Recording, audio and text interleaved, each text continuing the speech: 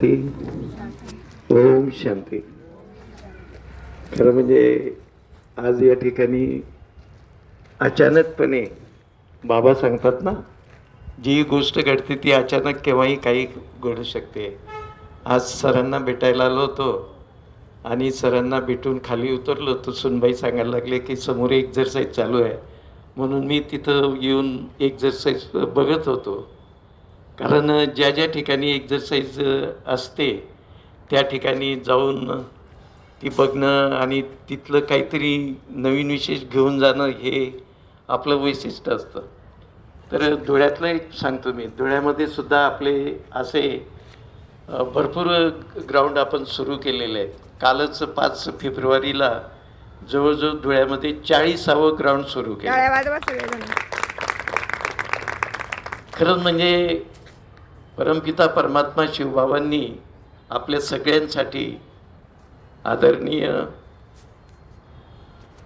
Doctor उज्ज्वल कापडणी सरांना एक निमित्त बनवून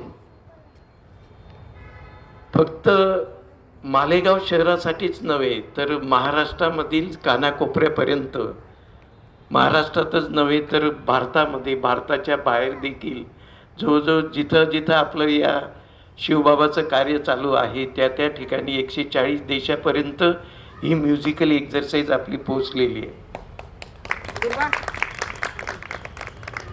आणि आपण नेहमी म्हणतो की जीवनामध्ये आपल्याजवळ सगळं काही आहे, परंतु सगळ्यात महत्त्वाचं जे आहे, आपल्याजवळ गाडी आहे, बंगला आहे, पैसा आहे, सगळं मुलं मुली सगळं आनंदात आहे.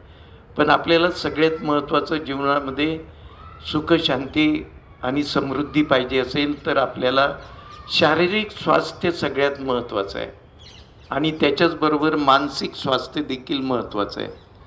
आणि आदरणीय उज्ज्वल कापडणी सरांनी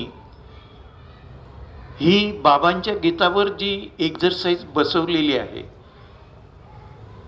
ही अत्यंत विचारपूर्वक आणि बाबांनी दिलेल्या शक्तीमुळेच ही तयार झालेली. लक्षात घ्या की जे जे लोक ही एक्झरसाईज करतात ते लोक शारीरिकदृष्ट्या आणि मानसिकदृष्ट्या खूपच सक्षम होऊन जातात, स्वस्थ होऊन जातात. आणि आज काळाची गरज अशी आहे की एक्झरसाईज ही